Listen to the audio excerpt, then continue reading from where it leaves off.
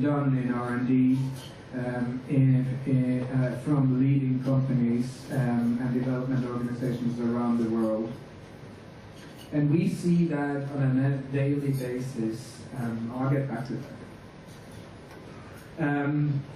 Just to give you some reference point on what we're talking about in terms of size.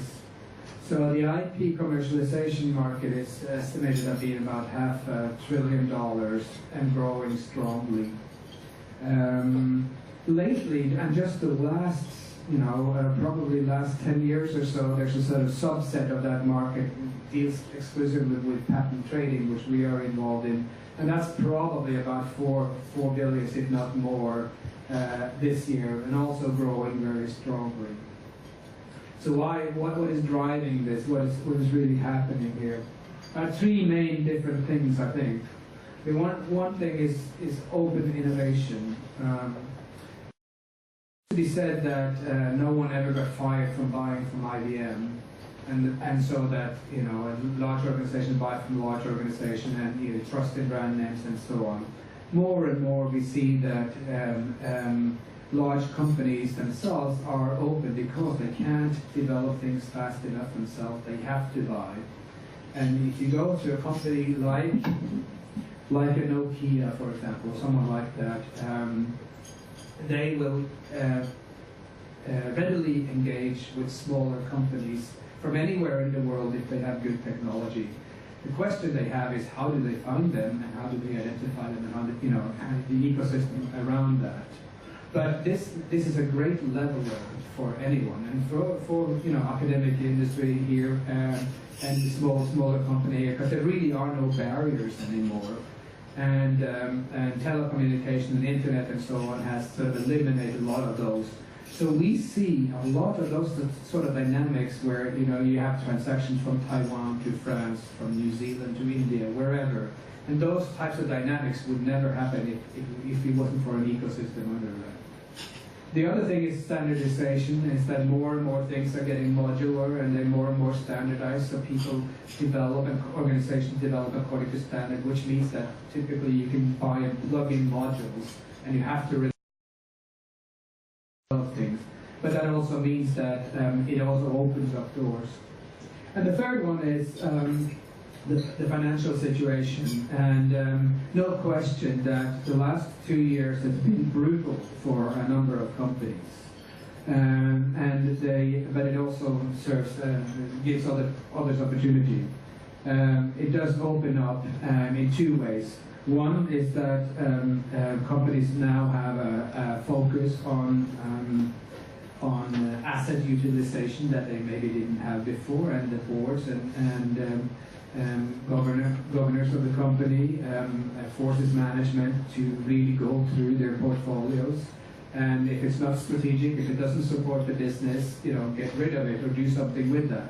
So that and many of the Fortune 500 types of companies are going through exactly the same types of processes. So in terms of who's selling and why are they selling? So Fortune 500 companies, of which we have quite a few as clients, they are almost all of them divesting of non-core, non-strategic assets. And when it comes to patents itself, patent is a peculiar instrument because it doesn't really show up anywhere. So if you have a big portfolio, there's really nothing in your balance sheet that will tell you that. So when companies divest of them, it's all sort of off-balance sheet transactions, and with, guess what, 100% margins. So they drop down to the bottom line, and whip out, there's your quarter results.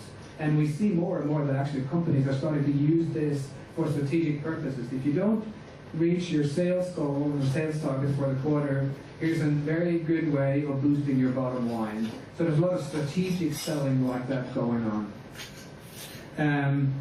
So I'm from Silicon Valley, and what we are seeing is that there's a lot of early stage funded companies, VC funded companies where maybe tens of millions have been put into, where there's no more money to be had. There's excellent ideas, good technology, good patent portfolio, but nowhere to go. These companies die typically, or they get acquired, or someone acquires them. There are thousands of them, and this is a phenomenal opportunity for those with cash. And with R&D labs and universities, what we're seeing that more and more they're demanded to produce results, and to generate patents or generate technology without any financial income is not enough. So you have to find customers, and we help them with that. So who's buying? So growth companies are buying, and in terms of patents, companies have companies that are growing strong. A big gap between their patent protection and their sales and their product line. So, for example, if you're Apple and you have a product called the iPhone that you've been selling for a couple of years, most of your patents won't be issued for another 3, 4, 5 years. So in that process, you're very vulnerable. But you're certainly not going to advertise to the world that you're missing patents, so they buy in stealthily. But that also gives patent holders in those particular areas, and particularly in mainstream computing devices, a lot of avenues and a lot of opportunity to engage with those types of companies. And we see that a lot, that clever ideas, by the way, tend to come from small and medium-sized companies and not from large companies in general. So there's a lot of interesting IP, and then suddenly can have a home, and suddenly those venture-funded companies that ran out of money may be able to use their IP assets. There's a category called defensive pooling organizations. And these are typically funds that are set up specifically to protect large companies.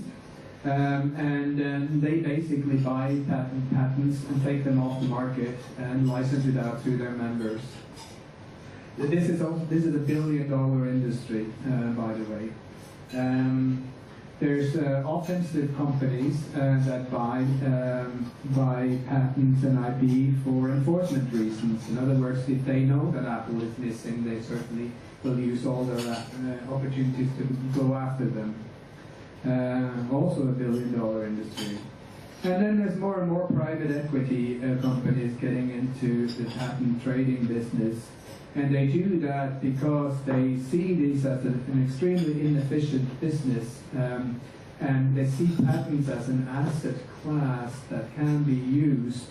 And you basically, as any other asset class, if you can pool enough assets together, you can create financial bundles around it, and you create licensing revenues and that sort of thing.